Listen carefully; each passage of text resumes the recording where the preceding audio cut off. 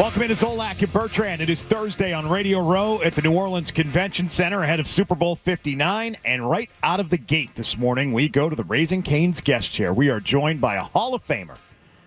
Kurt Warner joins us here in New Orleans.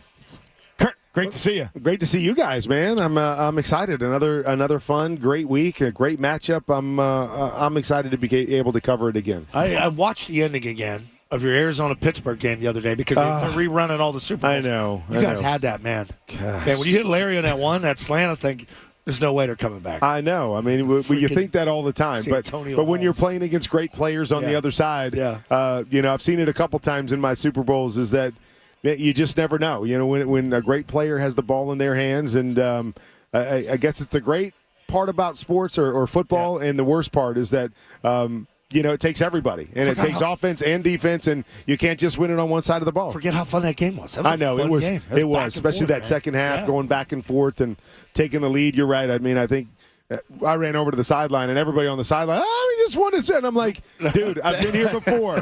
There's 2 minutes to go. Just settle in. And sure enough, Santonio and Big Ben happened. Yeah. Kurt, on NFL Network with a very long build-up to the Super Bowl. Super Bowl Sunday, the 8.5-hour special we were talking about yesterday, NFL Game Day morning, 8.5 hours on Super Bowl Sunday on NFL Network. Plus, Super Bowl 59 Countdown is happening Saturday night, 8 p.m. Eastern.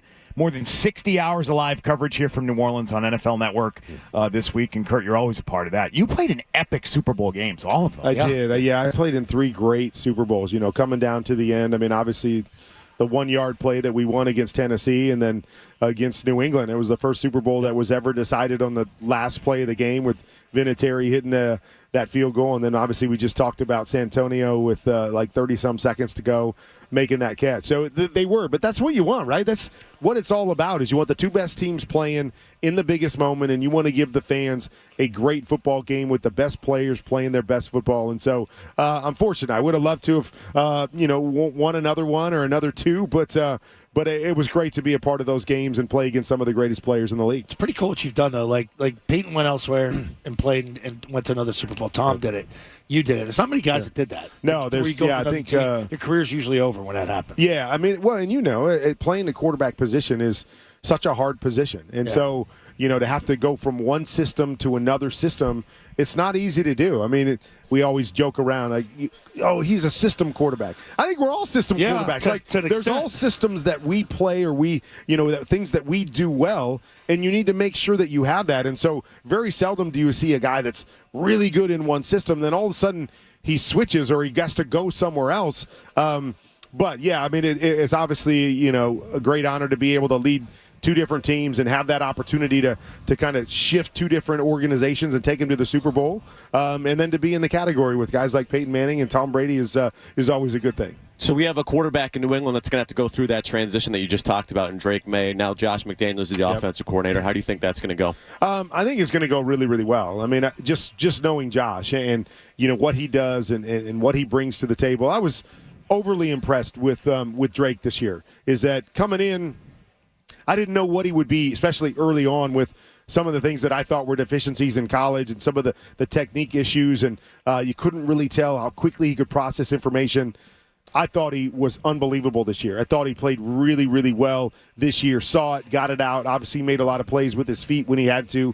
So seeing all of that and knowing how Josh plays, and how he played with Tom Brady, I'm excited about this matchup. I think Josh will do a great job of game planning and getting things ready, but I'm excited to see how this meshes, because I was really, really impressed with what Drake did last year. I like your breakdowns because you actually take notes, and you said, okay, I don't really understand what they're trying to do here. Yeah. There's no flat concept to pull the backer out. You're beating your head against the wall.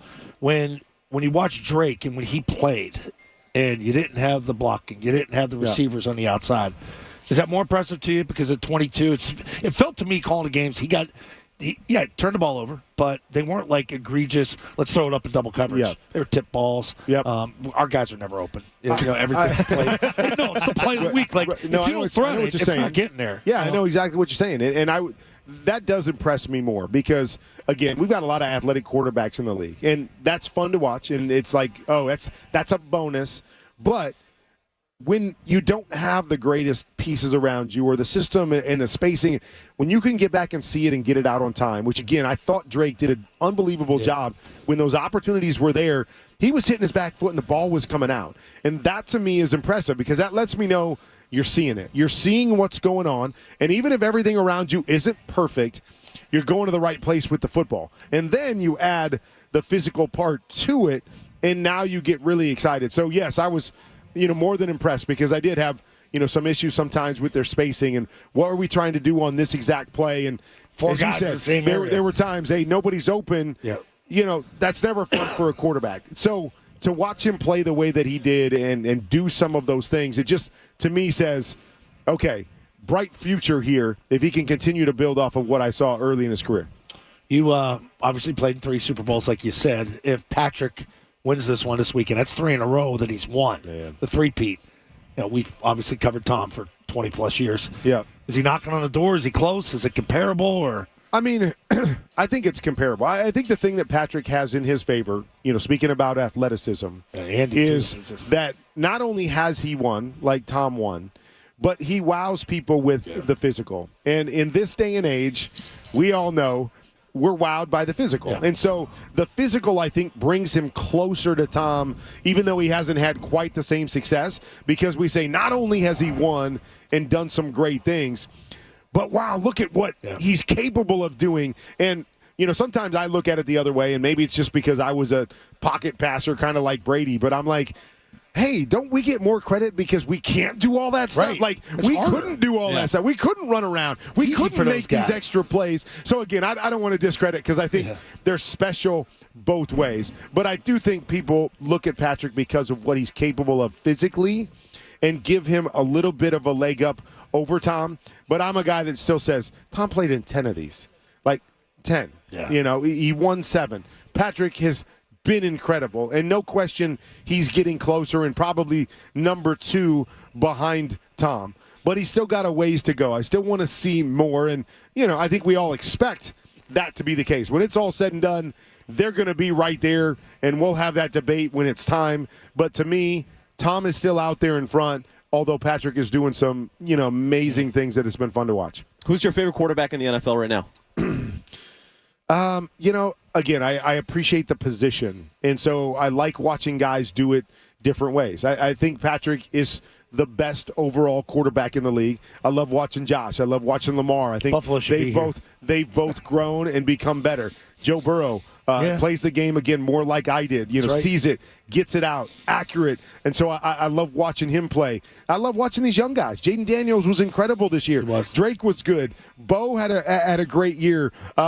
It's fun to watch all of the different guys. And I think for me, I cheer for all of them. I do my breakdowns and hoping it might even get back to to Drake, or it might get back to one of these guys and it can help them move forward because our league goes as quarterbacks go. And so I want to see all these guys be great. And I think we're in a great spot right now with the young guys we've got, but also the established guys that are, playing at such a high level. Are you impressed with what Howie Roseman has done with the Eagles? They've reset it multiple positions where we have to up quarterback, we have to up receiver. We're still going to go trade for A.J. Brown. We'll just draft another quarterback. He's figured it out. He has figured. You just sit back and wonder how do they keep doing it? How do they keep cap money too? They just spend. And you keep looking and saying, they have the best roster. They build the best rosters, not just the best 2 or 3 players. He does a great job of finding those steals and finding the right guys and knowing when to get rid of an older guy and let a younger he's done an incredible job. And again, we're going to talk a lot about the Chiefs, but 2 Super Bowls in 3 years is not an easy task. Nope. And so with a lot of young guys, you tip your hat to what they've done as well. If Philadelphia has to throw the ball in this game to win, can they do it? Can they keep up? Can they end up on the right side of this with Jalen Hurts? I say yes, but I think it depends on how you throw it. I think you still have to play to Jalen's strengths, and it's not just drop back, empty it out, think that he's going to, become this great drop back quarterback. It's, build in the RPOs where he's so good at it. Build in the movement plays you saw in the NFC Championship game, a number of rollouts so it could be legs or arm. Use Jalen Hurts, as an explosive player in the run game. The quarterback draws. And so I don't think if they have to drop back and throw it 45 times in a drop back scenario that's best for the Eagles to win this game. But if they have to throw it 35 times and he has to drop back and throw it, yes, I believe he is good enough to win this football game that way. It is a little disappointing that Josh Allen isn't here. We've talking about it. They're fans. I want their fans here. There's nobody out in the town really. It's weird for Wednesday. Now it's Thursday. It'll come. I feel like they'll be here. But I mean, Josh, Lamar. I mean, you want to see them in this big moment at some point. But again, they're going to have to earn it. Going through Patrick take it from them to get here. But that's what's going to be so sweet when they finally get their moment. Is that it's not going to be easy going through that AFC to find your way to a Super Bowl. Hall of Famer Kurt Warner with us, and also make sure you go to QBConfidential.com. That's your instructional website, coaching material on there. And it's kind of my way of coaching. So I do the breakdowns on QB Confidential on my YouTube page, but I also created my own website as my means of coaching, because I always tell people I would love to coach, but I will never do the full-time coaching thing. I mean, my gig right now is way too good. So this became my means of being able to break it down for quarterbacks, for coaches, for fans that want to really understand the nuances of the game. So it's unbelievable information on there. I'm really proud of what I've created. But, QBConfidential.com. Check it out if you just want to know more about the game, or you want to play the game at the quarterback position, or even coach it. Kurt, thanks for coming by. Thanks, Kurt. You got it, man. Always good to talk to you guys. Thank you, man. Kurt Warner with us here in the Raising Cane's guest chair. Hey, if you like that clip, check out more videos from Zolak and Bertrand right here. For more Patriots analysis and opinion, hit this playlist. And for all the latest from the Sports Hub, download the app at 985thesportshub.com.